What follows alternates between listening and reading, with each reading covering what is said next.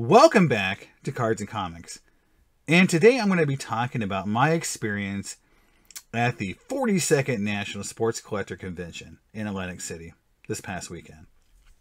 And I'm calling it really a tale of two events because, there's two things happening at that show now that are very different and are kind of, to me, pushing the hobby in a different direction. So I want to start with thank you to anyone I met at the show that recognized me, talked to me, did deals with me. Everyone from the hobby side was amazing and cool, and I appreciate every one of you guys. It was great. I had such a great time at the hobby nights, the trade nights, meeting people. I met Flipping Steve in person for the first time. Merlin, there's a lot of folks I met for the first time, and they were all great folks. And that is what it's about. It's the conversations, it's the people you meet. I had my daughter with me, and she had a great time. We got to hang out afterwards. We did a little shopping in Atlantic City. She had fun. I had fun. She was a trooper. Anyone who saw me at the show probably saw me with my daughter, and it was just a good time. I had a great show. So I'm going to be talking about some things that might get a little negative at the end of this video. But I want everyone to understand is I had a great time. I had a great show. My hotel was terrible. The Claridge is a piece of crap. There was cockroaches. My air conditioner didn't work. Internet sucked. No outlets. That place is terrible. Don't stay there if you're ever going to go back there. But outside of that, everything else is amazing. I had a great time. I picked up some of my most important cards I've ever picked up from my childhood. There's something that I picked up that I just can't believe was there. I was so excited to get it. So I'm going to have a little separate video on what I picked up at the show.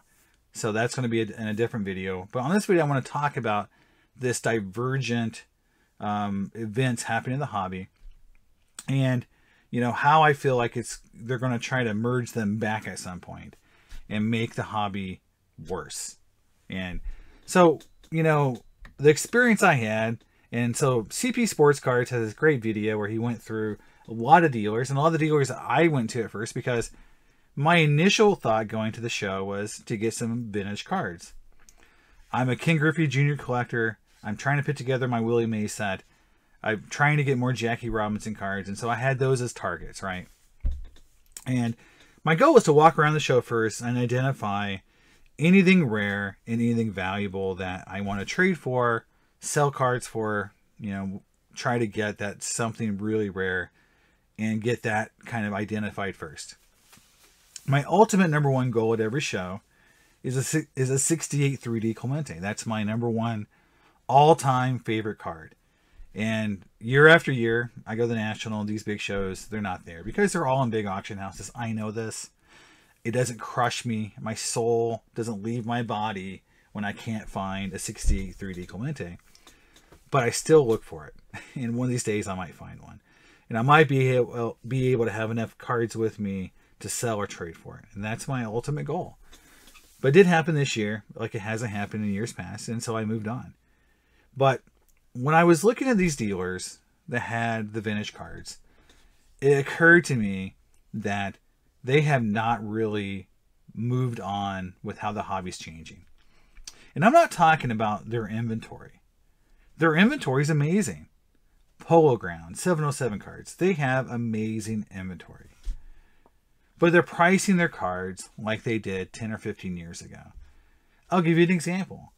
One dealer prices everything at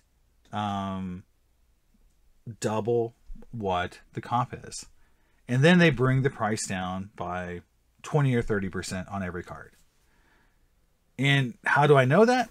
The person, and I think it was the person's wife, said, oh yeah, we give a discount on every card. It's at least 20 or 30%. And I'm just like, why don't you just price everything at the right price? So you don't have to do a mathematical calculation every stinking time I ask about a card. They got to pull a calculator out every time. How is that a modern way of pricing cards? We all have smartphones. I can look up the price at a normal convention where the damn internet's working, which half the time didn't work there. But I have a smartphone. I can look up the pricing, and we can start from the actual last couple cards sold and say the last 3 sold for X amount of dollars. Where are you priced at? Okay, you want $200 more than the last one brought. Let's start from there. No, we have to go through the whole song and dance on, you know, and the card I asked about first was 70 Maze, because I need a 70 Maze. It's the last late year maze I need for my set. I've already seen 2 at the show between $600 and $700, and she says $1,100. I'm like the shock in my face is like, what? like what? What did you say? $1,100? That's way overpriced. This is not even close. And then the whole like, well, but we come down 20 or 30%. I'm like, yeah, coming down 20% doesn't help you much. Like, it's still way overpriced. And it's just, but the idea that we have to play that song and dance like a used car. You know, I mean, there might as well have been some dude in the back that they had to go talk to get a price. Like, let me go ask my manager what that price is. I'll be right back. It should have been that. Like, I would actually appreciate that more. To be, I can't really tell you the price. I think I would go talk to my manager, and then they'll tell me what the price is, right? I'd rather that have been, because like it was just so silly that they're got a calculator out telling me what the price is, because every card has a discount. And I'm like, what? This is not how people do things today. And it's just on and on. And these same dealers don't want to trade, don't want to buy, don't want to do anything other than sit there and kind of stare at you. We played a little game when I first walked in. How many dealers would it take before someone actually talked to me and said hi? And we got to about 15. This is like 14 or 15 dealers before someone actually said, hi, what are you looking for? Every dealer just sat there, and we got there early on Saturday. There was virtually no real early crowd. And it was just sit there on a chair and stare at you. That, you know, like, I don't know if you don't care, don't want to sell, whatever it is, just wasn't engaging. And, you know, it's not just that side of the room, because I bought a Ken Griffey Jr. card. And again, I'm going to do my reveal video of what I bought in a separate video, because I want to use my overhead camera.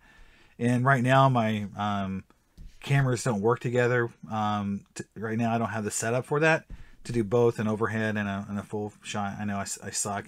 I got to get better cameras. But I want to have a better overhead shot, because it just looks better on camera. And these cards are so cool. I just don't want it to be a crappy video of me holding a card up. So I'm going to have a separate video for that. But I bought this Griffey card, and, you know, and there was another guy, another Griffey collector that's in one of the Griffey, Facebook groups I'm in, was there. Now, I've been standing there for a while, and he came up, and finally he got the guy's attention, because he was FaceTiming his wife or something. And he's like, I'm interested in this Griffey. I was like, hey, I was interested in that Griffey too. And he was like, yeah, you were here first. And so I ended up getting the card, and I apologized for, hey, I know you were interested in that card too, but we did a trade cash deal and it worked out. He was priced a little high, and so I had to do a trade deal to make it worth it for me, you know, to get it down to a price I could afford. But, you know, but it was just showing that the guy's on FaceTime just staring at me, talking to someone while I'm waiting to talk about a card. And it's just, you know, the idea of like customer service is not the greatest at this show. But definitely on the vintage side, the customer service is just not great. They just don't seem like they really care if they sell a card or not, which is fine.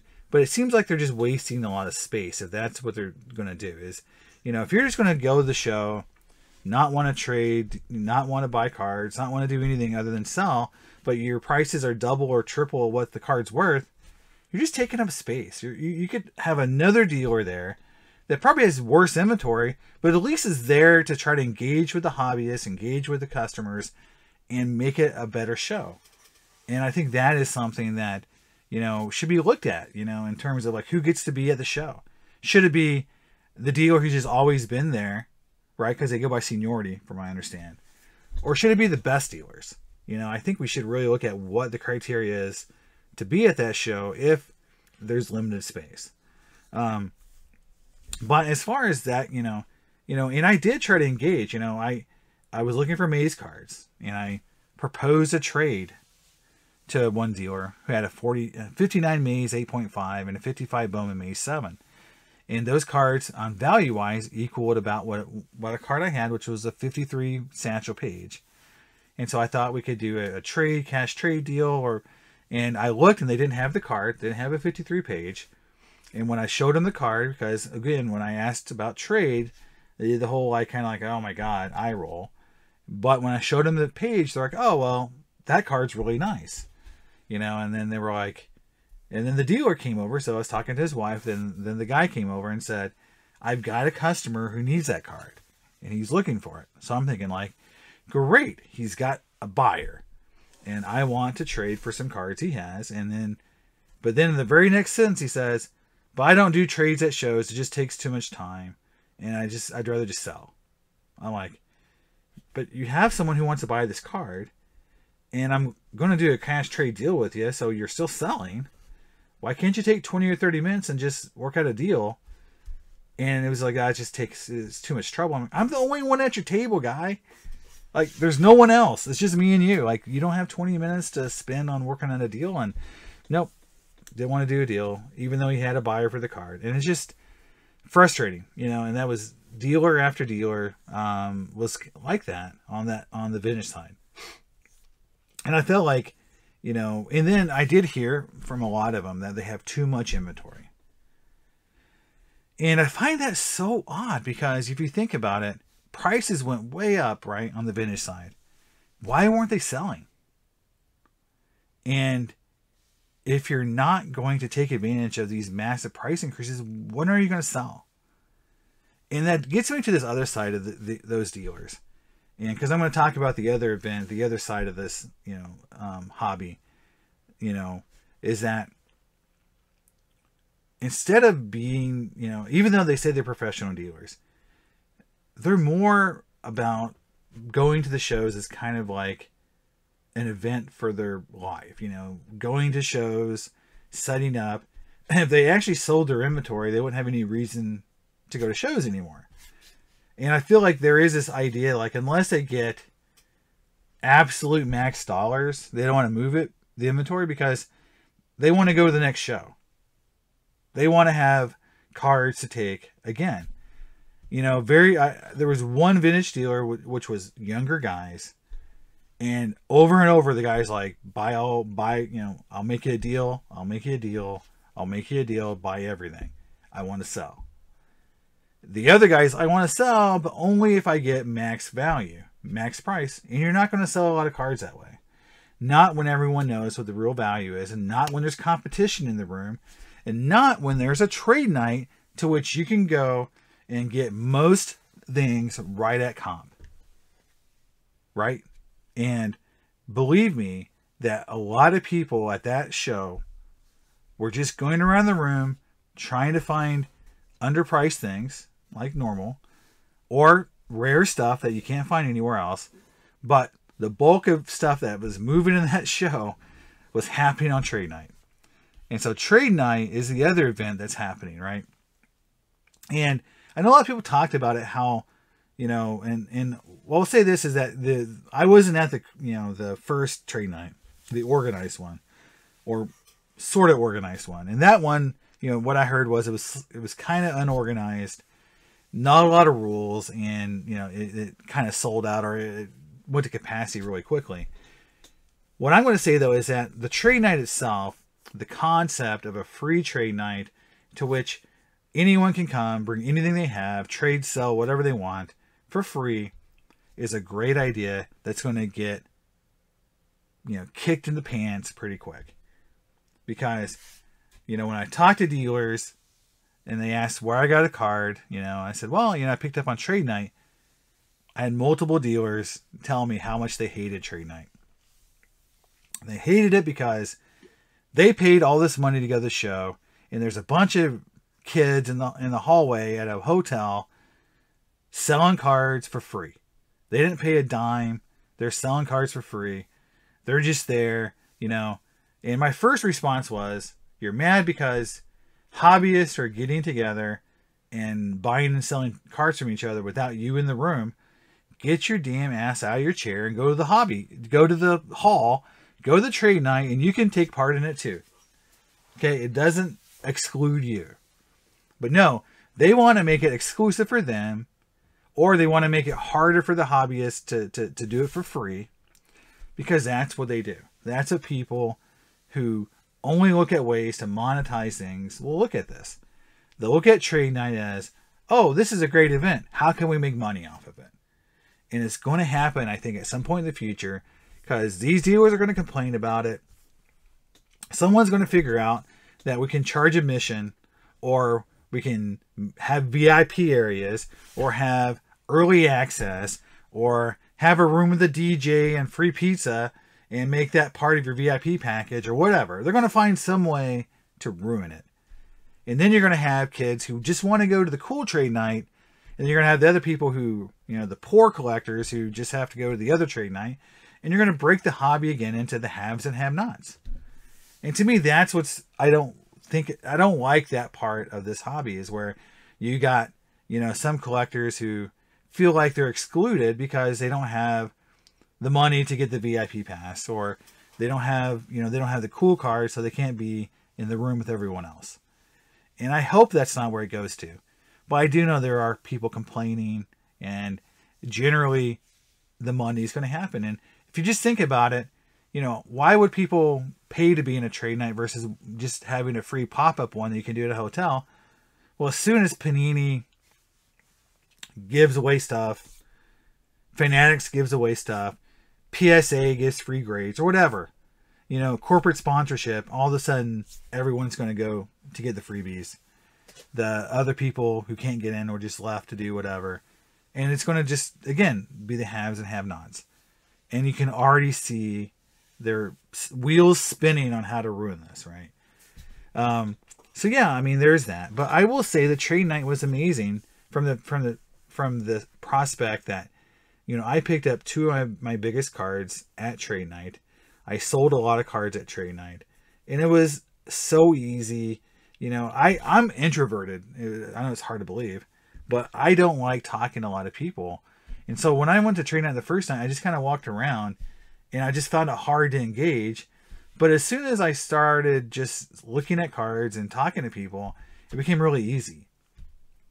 And I kind of loosened up, and then all of a sudden I'm making deals, I'm trading cards, and that's what the hobby is about. It's making friendships, it's meeting new people, it's hearing their story and finding what they're passionate about, and sharing stories about cards that you love.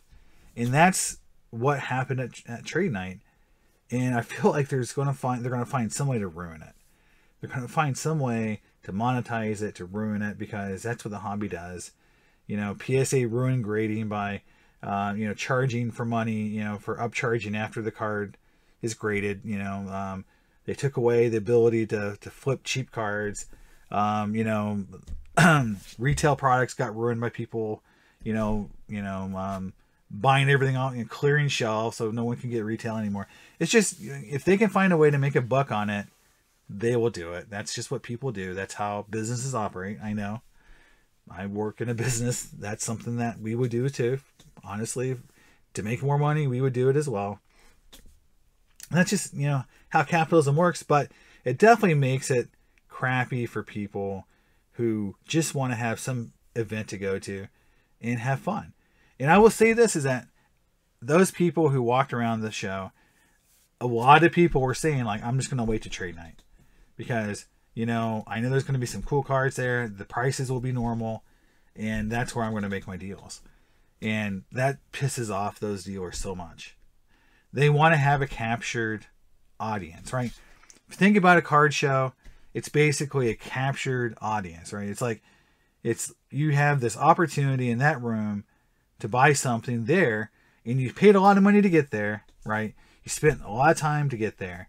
And the mentality is, well, I better get something while I'm here, or otherwise I'm going home empty-handed. And psychologically, that's not great.